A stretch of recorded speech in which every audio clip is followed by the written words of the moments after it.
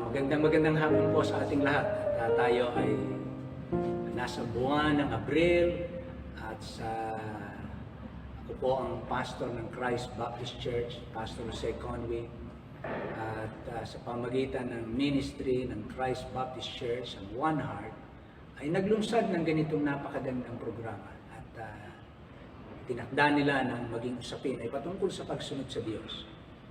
Kaya ngayon pong araw na ito, tatalakayin po natin ang patungkol sa pagsunod sa Diyos. At ito po ay 4 na serye na ating tatalakayin. Ngunit ang ating pagtutuunan sa ngayon ay what is obedience to God? Ano nga ba ang pagsunod sa Diyos? At ang pagsunod sa Diyos ay tunay na hindi katulad ito ng pagsunod sa tao. Hindi ito kagaya ng pagsunod sa magulang, pagsunod sa mga leader ng bansa. Ang salitang pagsunod ay napakahalaga. Ito'y salitang ikaaayos kung gagamitin sa mabuti. Pero ito'y salitang ikasisira kung ito'y gagamitin sa masama. Kaya dahil ang pag-uusapan natin ay pagsunod sa Diyos, alam natin na ito'y buhay o landas na ikabubuti at ikatitibay ng lahat. Sa sandali po tayong mananalangin. Ama naming Diyos, salamat po ng marami. Gabayan niyo po kami sa pag-aaral na ito sa kaunting panahon. Maging paalala, hamon, kaaliwan, at katibayan ng bawat isa at kaluwalhatian naman ng aming Panginoon. Hiling namin ang lahat ng ito sa ikabubuti ng lahat at sa ikapupuri mo sa pangalan lamang ng aming Panginoong Hesus. Amen. Amen.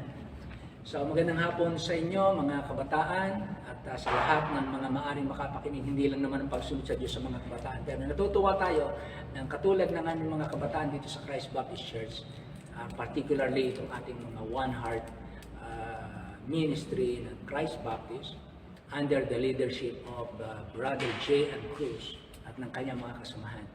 Ay binabati ko kayo at pinasasalamatan kong biyaya ng Diyos sa inyo dahil hindi nyo iniurong ang inyong sarili na siya ay paglingkuran sa ating kapanahunan.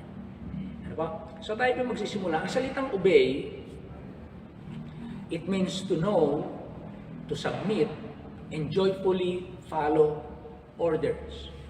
Makikita po natin sa Matthew chapter 6, verse 10, nang ang Panginoon ay magturo sa kanyang mga alagad ng tamang pananalangin, ay kanyang sinabi ang mga ganitong instruction. Kasama sa panalangin yung, Thy kingdom come, Thy will be done, in earth, as it is in heaven. Thy will be done, in earth, as it is in heaven. Una po, makita natin sa talatang yun, immediately, mayroong kingdom. Meron tayong, lalo na mga anak ng Diyos, we are in the kingdom of God. So, ang kinakailangan natin ay kingdom life. Merong king. At, of course, sabi nga ng ating mga Katagalugan na pananalita, ang salita ng hari ay hindi nababalik. Lalo na kung hari ng mga hari. Hindi lang basta hari. No? So, thy kingdom come, thy will be done. Mangyari ang kalooban mo dito sa lupa, gaya ng sa langit. Kaya, makikita natin na merong paghahalintulad na ang pagsunod pala sa kalooban ng Diyos ay hindi lamang basta gawin mo ito ayon sa magustuhan natin o sa tingin natin, kundi merong binanggit ang Panginoon na meron siyang tularan kung paano ginagawa sa langit ang pagsunod sa Kanya, ganun din dapat makita sa lupa. Kaya makikita natin na ang mga mananampalataya o mga Kristiyano o ang mga tao ay sumusunod ng kagaya ng pagsunod sa langit. Ang mangyayari, parang may langit dito sa lupa. Imagine niyo sa isang pamilya na mayroong mga makalangit ang pamumuhay, mag-asawang makalangit ang pagsasama, mga trabahador na makalangit ang pagganap, napakaganda di po ba? Pero mangyayari lang po yung kung paghahariin natin ng Diyos at gagawin natin ang kanyang kagustuhan, kagaya ng gusto niya na ginagawa sa langit. At yun ang gagawin natin habang tayo narito sa lupa. Obedience to God is to follow His will and orders So we obey, paano ba ginagawa sa langit ang kanyang kalooban? So we need to obey His will, believingly, lovingly, fearfully, joyfully, immediately, completely, and in holiness, in the power of the Spirit. Alam nyo, kaya hindi basta-basta ang pagsunod sa Diyos. Pero tatlong bagay lang po ang gusto kong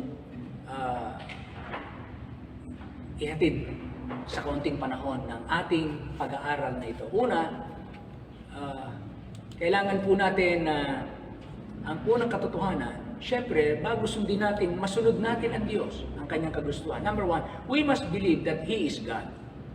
There is God, He is God. Kinakailangan manampalataya muna tayo na siya ay Diyos. May Diyos talaga. Hebrews chapter 11 verse 6, sabi dito, but without faith, it is impossible to please Him. For he that cometh to God must believe that He is, and that He is a rewarder of them that diligently seek Him. Kaya kinakailangan maniwala muna tayong siya Diyos. At siya na may gantimpala sa talaga namang nagsusumakit o nagsusumikap na hanapin o ganapin ang kanyang mabuting kalooban. So kinakailangan muna maniwala tayo na siya ay Diyos. At ang Diyos ay talagang nag-i-exist. Paano naman natin susundin? How can we obey someone whom we do not know and we do not believe that He exists? That is why those who do not know God didn't know that they were sinning against Him. Hindi na lang, naalala ko sa aklat ng mga gawa, diba, may nakasulat sa Diyos na hindi namin kilala. May mga tao, hindi nila kilala ang tunay na Diyos at hindi na alam kung sila'y nagkakasala laban sa Diyos na ito. Although meron na silang ilagay na kanilang mga Diyos na tinatawag maliit na di. Actually, hindi naman tunay na mga Diyos dahil hindi nila taglay ang kalikasan ng tunay na Diyos.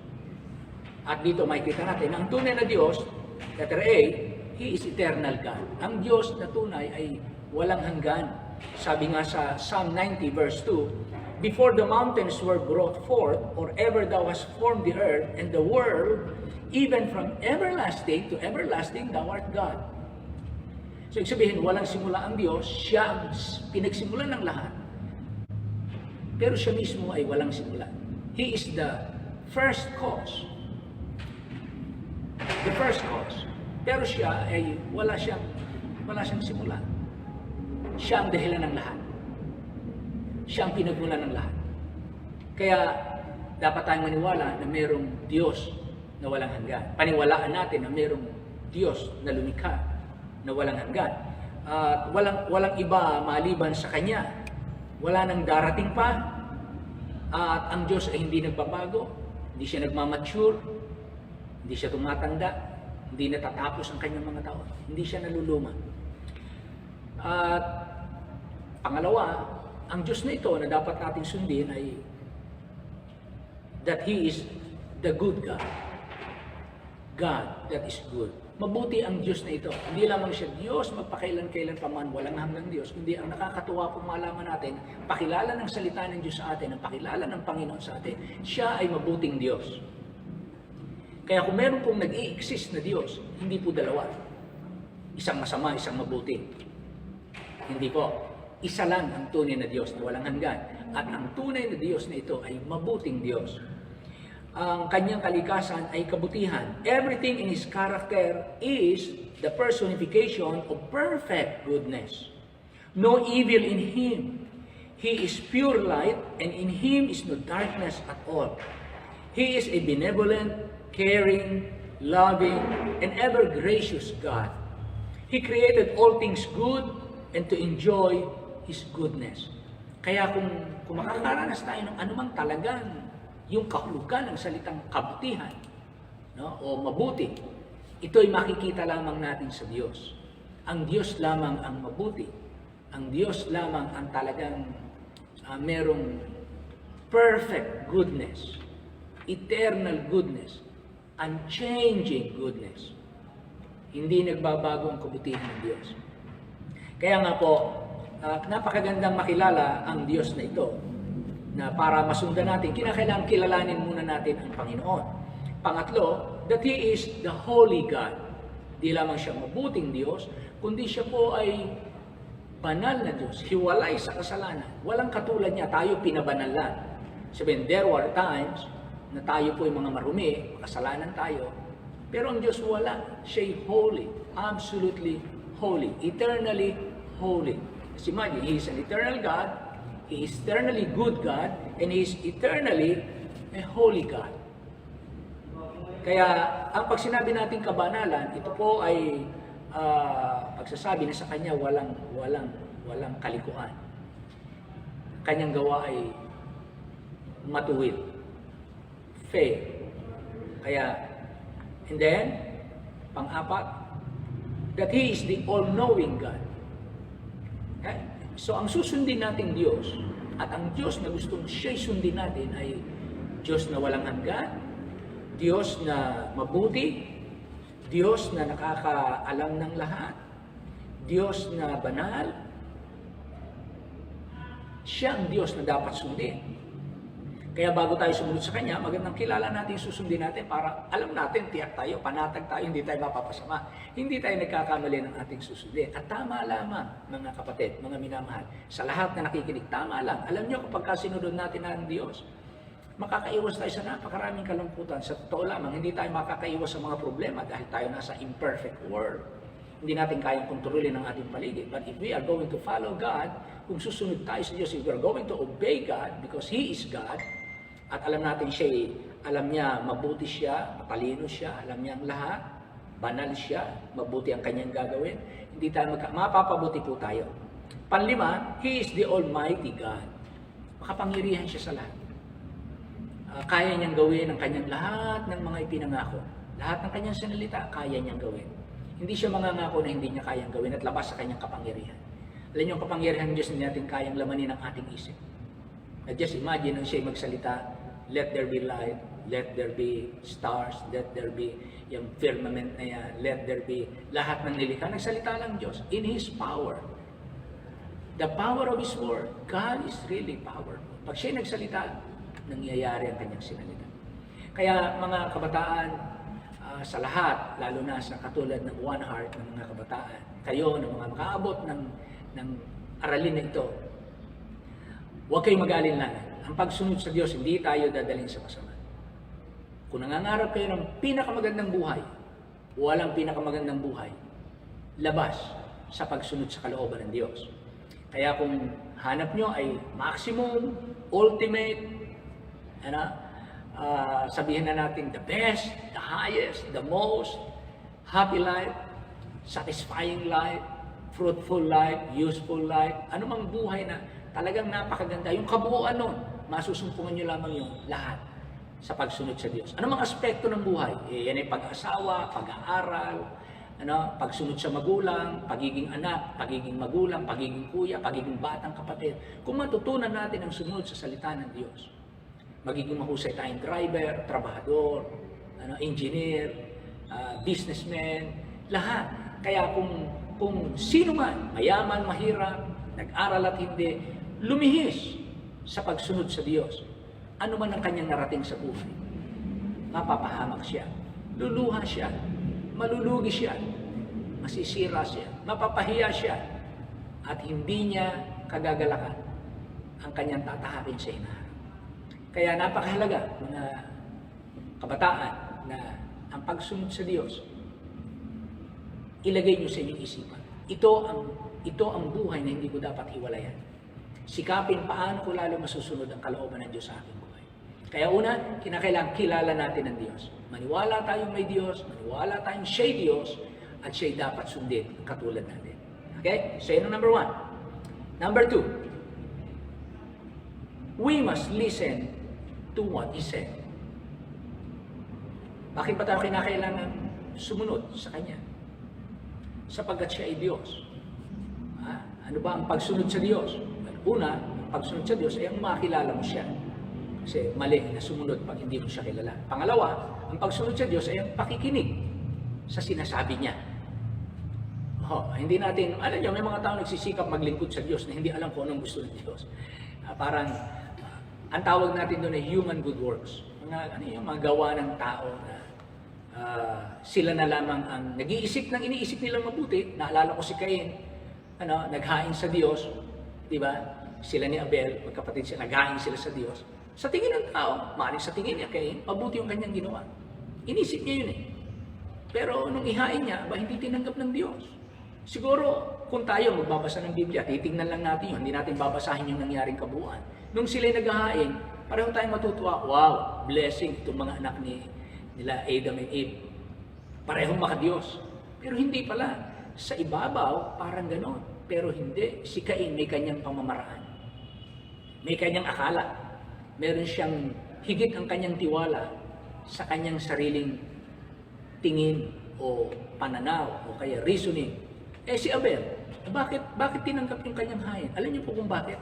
Kasi yung hain ni Abel, yun yung ginawa ng Diyos nung magkasala. Si Adan at saka si Eva. Yung itinuro ng Diyos sa kanyang mga magulang, yun ang ginawa ni Abel. So sinunod niya kung ano ang tinuro ng Diyos kay Adan, kay Eva, na ang paglapit sa Diyos, kinakailangan merong sacrifice. Merong dugo na ititigis sapagkat ito'y larawan ng Kristong mamamatay sa hinaharap. Pero hindi yung sinunod ni Cain. Inisip niya yung ganda ng kanyang mga tanim, bunga, lahat. Bloodless sacrifice. Kaya ang tawag natin dyan, bloodless religion. Man-made. Inisip niya na ang Diyos ay kagaya ng kanyang iniisip. So alam niyo, ang tunay na Diyos hindi yan nabubuhay sa kung ano. No, you do not make God out of your own imagination. Ang tunay na Diyos, hindi yan aakto sa ating imagination because we do not know God. Iba ang Diyos. Kaya, better na malaman natin, makilala siya sa kanyang salita. Kaya kinakailangan, makinig tayo sa kanyang salita. Sino ba ang Diyos? So, una, kinakailangan, we must believe, we must know, we must believe that He is God. Pangalawa, we must listen to what He said. Ang pagsunod sa Diyos ay sa pamamagitan ng pakikinig natin ng kanyang salita. Sabi nga ng Bible, faith cometh by hearing, and hearing by the word of God. Sa Biblia ay malalaman natin at patuloy tayong maliliwanagan kung ano ang perpekto, eksaktong kagustuhan niya para sa atin o para sa lahat, sa ating kapwa o sa mga pangyayari. Kaya kung magbabasa tayo ng kanyang salita, ay gaya na rin tayo ng nakikinig sa kanya. Kasi iyon ang halaga po ng Bible. Sa mga kabataan, kung nakakabili kayo ng sapatos, cellphone, have your own Bible. Magsikap kayo makabili ng maganda, maayos na Biblia. Kaya mas mahalaga ito sa cellphone. Although mahalaga ang cellphone, but mas mahalaga ito. Dito nakasalalay ang iyong buhay. Kaya tayo ay makinig, may utos tayo na dapat, pagka kayo nagbabasa ng Bible, itong inyong itatanong, itong inyong hahanapin. Number 1, may utos ba ako na dapat kong gawin? Nagbasa kayo. Para nakikinig kayo, Lord, what do you want me to do? Yun ang naging tanong ni Paul Nung tagpuin siya ng Panginoon sa Damascus Road. Ang tanong kaganyan, Lord, what will thou have me to do? Iyan yun. So pag nagbabasa kayo ng Bible, ang iisang itatanong, may utos ba ang Diyos na dapat kong gawin? Pangalawa, may kasalanan ba na dapat kong ihingi ng tawad at itigil? Pagka nagbabasa kayo, mababasa niyo dito mga kasalanan ng tao, pati ng kanyang mga alagad, pati ng mga bansa. So pag nababasa niyo, may kasalanan ba ako na nakalista dito para ihingi ng tawad at para itigil? May pangako ba na dapat kong angkinin at panghawakan? So pag nagbabasa kayo, mababasa niyo rin dito yung mga pangako ng Diyos. Ganyan ang pagsunod sa Diyos. Kinakailangan pakinggan niyo yung kanyang sinasabi. Kasi habang pinakikinggan niyo, ang dami nakapaloob dito. Hindi lang utos na gawin mo to, huwag mo yan gawin. Hindi lang do's and don'ts to. Kaya pagka nakinig tayo, meron siyang mga aral na dapat nating paniwalaan. Pangako na dapat nating sundin, panghawakan. Kaya yun ang hahanapin mo pag nagbabasa ka. May katotohanan ba na dapat kong maunawaan? May mga katotohanan siya na gusto niyang maunawaan natin. Kaya sabi nga ni David, dahil pag binabasa niya salita ng Diyos, sabi, I know more than my teachers. I know more than the ancients. Pati yung mga mas matatanda sa akin, mas madami pa akong alam kasi nalaman ko yung salita ng Diyos. Kaya alam niyo, napakaganda ng mga kabataan katulad ninyo na, talagang may schedule kayo, may time kayo, may galak kayo na mag-aral, basahin ang salita ng Diyos, English, Tagalog, para mas maintindihan ninyo. Kung ano man yung mas panatag kayo. But, mayroon kayong ganyan mga tanong. May katotohanan ba na dapat nating maunawaan? Ano ba ang sabihin ng simbahan? Ano ba ang sabihin ng bautismo? Ano ba ang sabihin ng kaligtasan?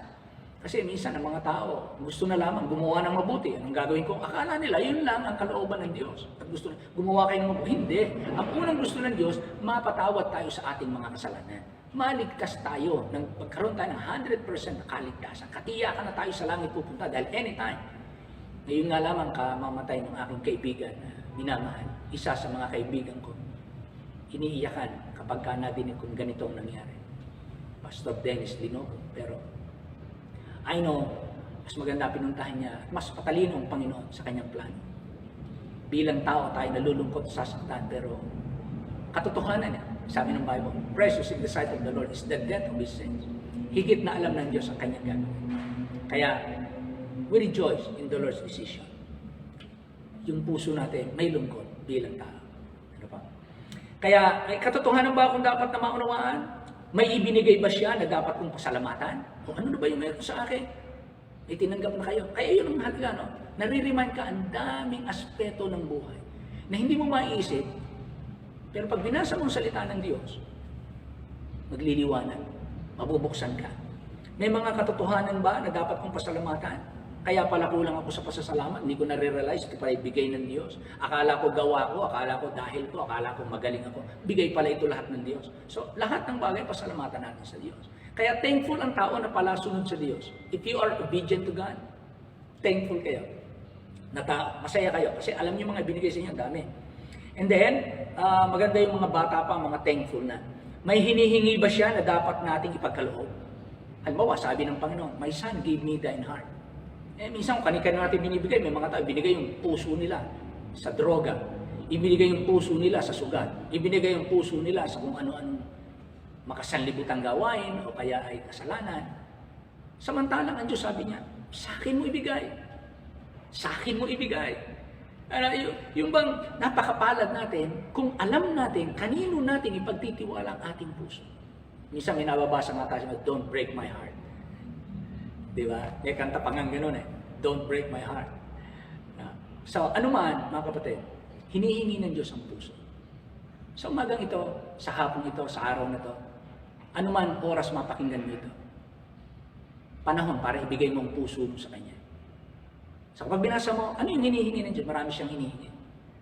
Sabi niya, itong katawang ito, i-present mo. Hinihingi niya, yung mga, kusa nating ipagamit sa Kanya. Gusto yung gamitin itong katawan natin. Huwag niyo ipagamit sa kasalanan. Then, may mga, pag binabasa yung salita ng Diyos, pag nakikinig kayo sa Kanya, may mga sinabi ba na dapat nating ipanalangin? Sabi ng Bible sa Romans chapter, pray for the, war in authority. Sabi na po, pray for us. So, pagka nagbabasa kayo, nakakapulot kayo ng may mga prayer. So, yung prayer ko, nadadagdagan ako ng idea, lalong lumalawak yung aking prayer life. Lalong nagiging maganda ang prayer. Kaya nga, para masunod natin ang Diyos, alamin natin itong Kanyang salita. Pero bago mo alamin at maging interesado ka sa salita ng Diyos, maniniwala ka munang may Diyos at siya'y Diyos. Dapat sundin. Siyang lumikha sa atin, may ari sa atin, nakatataas sa atin, dapat natin sundin. And then, paano naman natin masusunod siya? Paano natin malaman ang Kanyang kalooban? Ang nasa isip niya, nasa puso niya, andito sa Kanyang salita. Kaya dito tayo makikinig. Pag pinangangaral, pag nagbabasa tayo, nakikinig tayo, nagsasalita siya. Kaya may mga sinabi ba siya na dapat nating panalangin? May ugali ba na dapat nating tularan o iwasan? Pag binasa niyo rito, may mga ugali ang mga tao na pangit. Tulad ni Judas. Binenta ang Panginoon. Pinagkanulo, nung hindi na pakikinabang, nalaman niya mamamatay pala, ibenta na lang kita, parang pangit yung ugali ni Judas. Kaya marami, ang mga magulang ayaw pangalan, wala pa ako nadinig ng mga magulang sa panahon natin, na nagpangalan ng pangalan Judas. Ang ganda ng kahulugan ng pangalan Jude. Magandang kahulugan niya, kaya lang pumangit. Nakakilala nga kasi si Judas, talagang mukhang kayamanan at traidor. Makasarili. Ganyan. Masama ang ugali. Ay, sino naman ang magulang maglalagay ng pangalan na gano'n? Pero tingin sa Bible, hindi lang isang Judas na pangalan. Hindi lang isa. Maraming pangalan na Judas sa Bible. Bakit? Kasi hindi naman masama yung pangalan yun eh. Kaya na lang sumama nang sumikat itong nagkanulo sa Panginoon. Ganyan. Kaya may ugali ba ako na dapat nating tularan at pahubog? Kaya lang yung madalas, Alam niyo, nung ako'y bagong mananampalataya, madalas akong umiiyak kasi pag nagbabasa ako ng Bible, ang dami ko nakikita mga lista ng kasalanan, lista ng mga ugali, nakikita ko yung karumihan ko, kapangitan ko ng ugali. Talaga pinagpe-pray ko yung Lord, hubugin mo ko, baguhin mo ko. Ganyan din kayo mga kabataan. Habang tumatagal na constantly you are praying for that, you are being molded. Sa prayer ha, while you are praying, God will change you right there kung saan ka nakaluhod. Oo, kung saan ka lumuluha sa Panginoon, right there, babaguhin ka niya. Kaya niyang baguhin ka right there. At pihitin niya, hubugin niya ang iyong puso't isipan. And you will become a different man. Ano? Kaya kung yan ay tatay, nanay, kabataan, kagaya ninyo, napakaganda. May ugali ba na dapat nating tularan at pahubo? Huwag niyo titingnan lang yung mga ugali ng iba. Ugali natin mismo. Sabi nga ng isang leader, let me be the change that I want to see in this world. Be the change that you want to see. Sabi nga. Kaya yan si Jesus Christ. May ugali ba na dapat nating tularan at dapat mahubog o kaya iwasan? May mga bagay ba na dapat nating isuko? Ano ba yung dapat nating isuko? Ano ba yung nakakasira sa inyo? Ginagawa nyo, meron ka, nagbabasa ka ng pornographic magazine, nanonood ka ng mga YouTube channels na puro kalaswaan, puro paghuhubad, puro sexual na karumihan, immoralidad, puro galit, puro, di ba? Puro pleasure, puro pag-ibig sa sarili, puro mali ang itinatanim na prinsipyo, hindi ayon sa sinabi ng Diyos. Kaya susuriin nyo. Kaya pag nagbasa kayo, gamitin yung panurito. So, the more you know the Word of God, the more you listen to His Word, the more you will be sensitive and aware sa ano yung dapat yung tanggapin at dapat yung tanggihan. So, another, pagka kayo nakikinig ng salita, may panawagan ba siya na pinaunawa sa akin o baka tinatawag ka ng Panginoon? Para magsisi ng kasalanan, tanggapin si Kristo yung tagapagligtas para sa kaligtasan. At tinatawag ka niya. Kung ikaw ay nakikinig ngayon, hindi ka tiyak ng langit. Siyempre, pamatayan man, dumadating kahit sa kabataan, di ba? Lalo ngayong COVID, maraming namamatay. Pero, ano man, kayo man ay kabataan o adult, pakinggan niyo ang kanyang salita. Unang panawagan niya, panawagan sa kaligtasan. Pangalawa, panawagan sa kapahingahan. Mga tao pagod. Ang mga tao, bigat na bigat sa problema, bigat na bigat sa kanyang konsyensya dahil ng kanyang mga kasalanan. Punong-puno ng galit dahil ng kasalanan ng iba. Ano gusto ng Diyos tayong pagpahingahin? Halika, you learn of me and I will give you rest. Sabi ng Panginoon. Ang pangit ng mga karanasan na bata pa tayo, galit na tayo sa mundo. Bata pa tayo, wala tayong makitang pag-asa. Madilim, punong-puno tayo ng sama ng loob. Gusto nating gumanti, meron tayong mga pagbabanta. Ano? Pangit yun. Tapos mumurahin natin ang magulang natin pag nakatalikod. Maninira tayo ng ating kapwa pagka nakatalikod. Hindi yan ang gusto ng Diyos sa atin. Kaya pag nagbabasa tayo ng Bible, baka tinatawag tayo ng Panginoon. Una, sa kaligtasan. Pangalawa, sa kapahingahan. Pangatlo, sa paglilingkod. At tinatawag kayo para mag full-time sa church, worker, maging missionary, mag-aral sa Bible school, maging pastor. Kung ano man ang panawagan ninyo, follow His calling. Okay? Ito ang sabi sa Matthew 7, 24-28. Kapag sa Kanya tayo nakinig, di ba? Kung pakinggan yung Matthew 27-28, hindi 24 hanggang 28, hindi ko na po babasahin dito.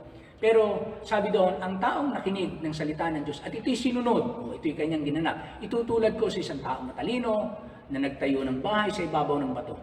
Dumating ang ulan, dumating ang baha, dumating ang malakas na hangin, hinampas ang bahay na yon, hindi nagiba. Bakit? Matatag yung kanyang pundasyon. Di siya kayang igupo. Yun yung salita ng Diyos. Pagka nanangan ka sa salita ng Diyos, nakinig ka sa sinabi ng Diyos, ang Diyos na may sabi, buong karunungan yun Di ba? Kabanalan yun kabutihan yun O, katuwiran yun Pagka sinunod mo yun, matatag ka doon. Walang batas. Totoo, ng batas ng katuwiran na laban sa salita ng Diyos. Kapag sinunod mo, kakampi mo ang batas. Kakampi mo ang Diyos. Sinong laban sa'yo pagkakampi mo ang Diyos? Di wala. Sumunod tayo sa Kanya.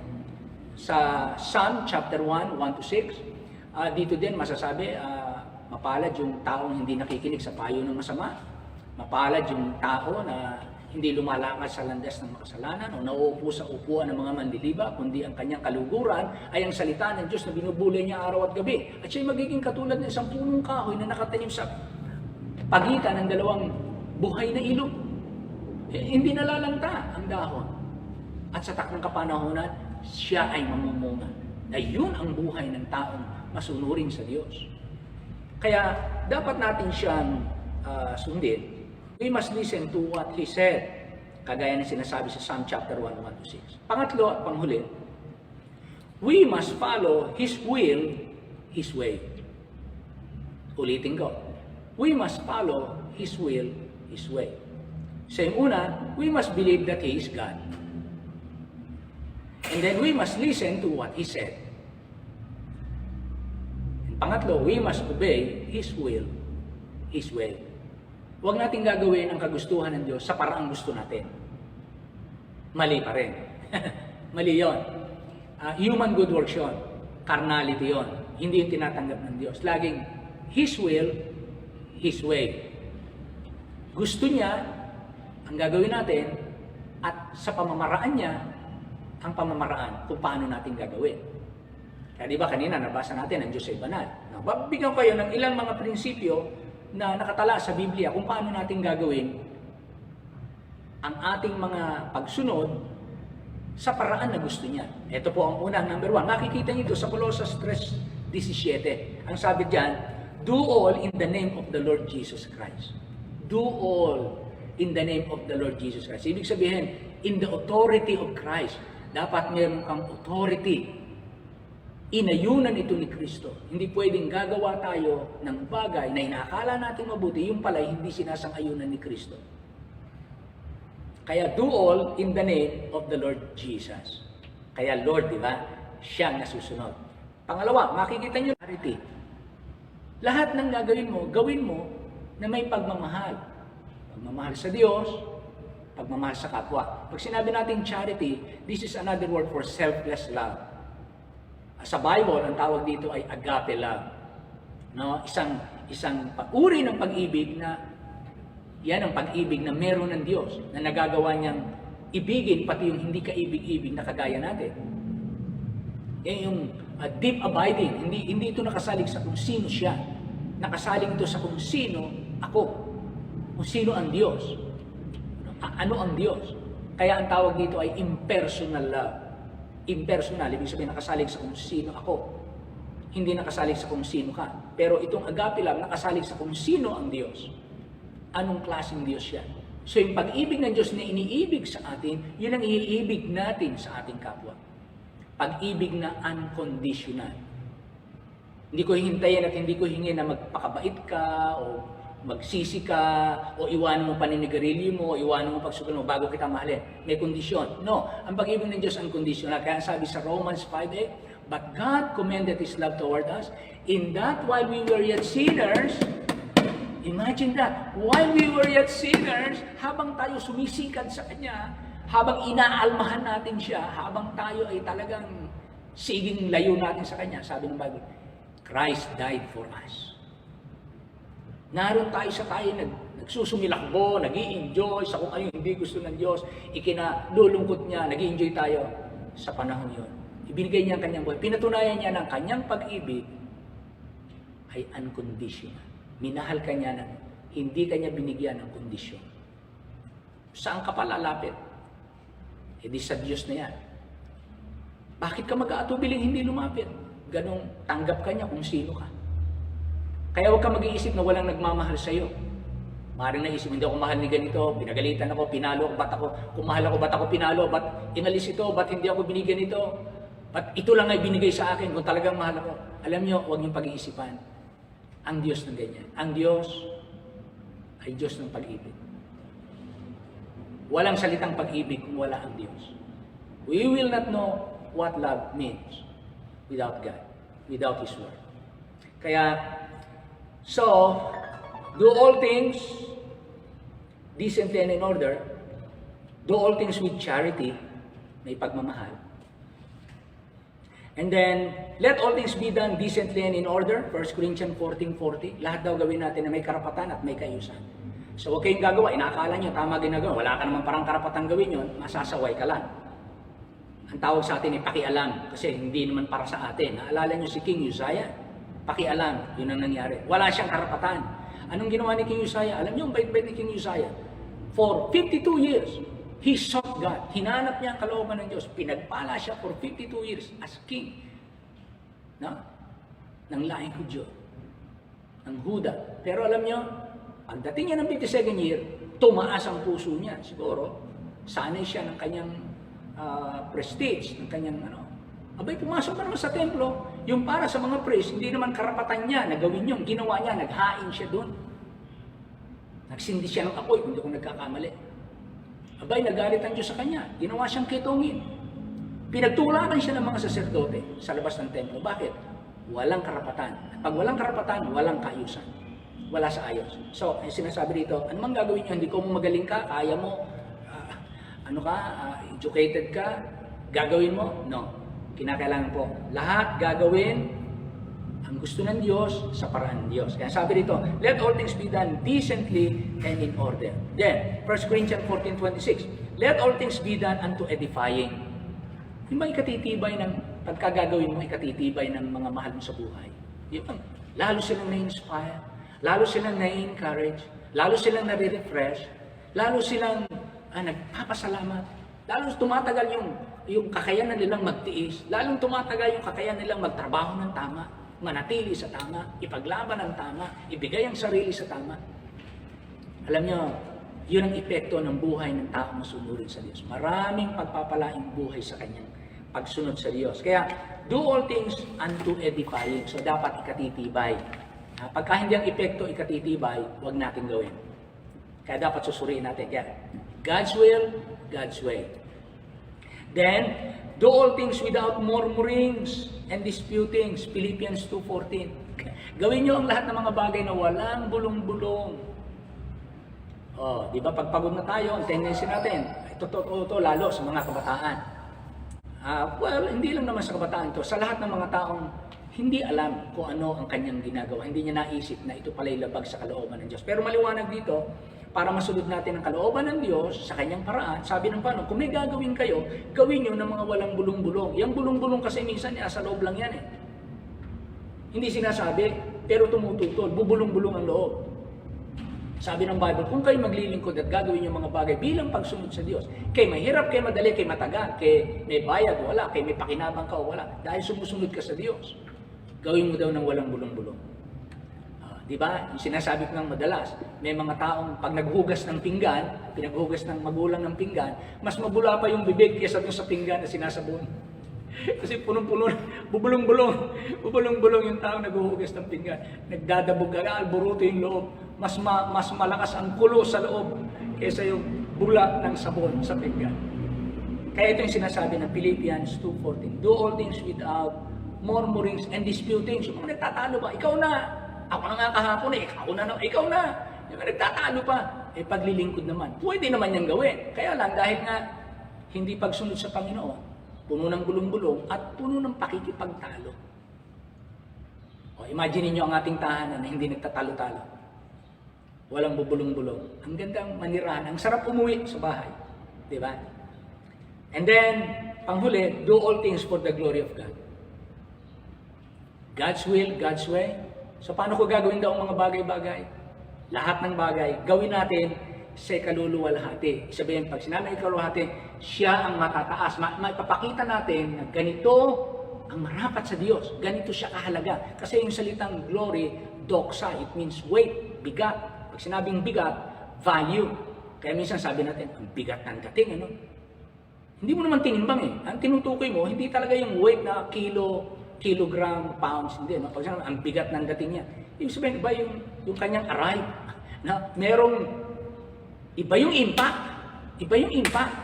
So pagka sinabi natin, do all things for the glory of God, ibang pagpapahalaga ito. Iba ang worth ng Diyos. Matataas siya, maluluwalhati siya, mag-magnify siya. Kaya, God's will, God's way. Kaya nyo, you review that, do all things, God's will, God's way. Kaya, makikita natin, again, as a review, what is obedience to God? First, we must believe that He is God. Second, we must listen to what He said. And number 3, we must follow His will, His way. Salamat ng marami sa inyo. One heart, congratulations sa inyo. At magpatuloy kayo, gamitin kayo patuloy ng Diyos sa inyong kabataan. Maipasa niyo ito, maging legacy ninyo sa inyong kabataan. Na may mga kabataan susunod. At sa inyo na mga nakikinig ng mga kabataan, mahal na mahal kayo ng Panginoon. Very exciting ang inyong buhay. Huwag kayong aalis sa kanyang kalooban. Huwag kayong aalis sa kanyang kalooban. Dahil yan ang best na buhay. Sabi nga ni David, tanda na ako, hindi ko nakitang pinabayaan ang matuwid. Niyang kanyang mga anak ay naging mamamalimos. Kaya hindi lamang ikaw ang arugay ng Diyos, pati yung saling mong lahi ang ating susunod na henerasyon. Maraming salamat sa inyo. At ibig ko ipag-pray kayong sandali bago ako magtapos. Maraming Diyos, salamat po ng marami sa mga kabataan. Ikaw ay inaalala. Kagaya ng sinabi sa Ecclesiastes, remember now thy Creator in the days of thy youth. Kanilang inalala na may manlilika, may Diyos, may naghahari, may dapat sundin, dapat paglingkurin. At sa kanilang kabataan, inilala nila na mayroong Diyos na dapat silang sundin. Salamat po sa mga kabataan ng Christ Baptist Church at maging sa bumubuo ng One Heart, pagpalain niyo po sila. At ganoon din naman, pagpalain po lahat ng mga kabataan sa aming bansa, sa aming bayan, at sa marami pang lugar. Hinihiling namin ang lahat ng ito. Maghari ka sa amin sa pangalan lamang ng aming Panginoong Jesus. Amen.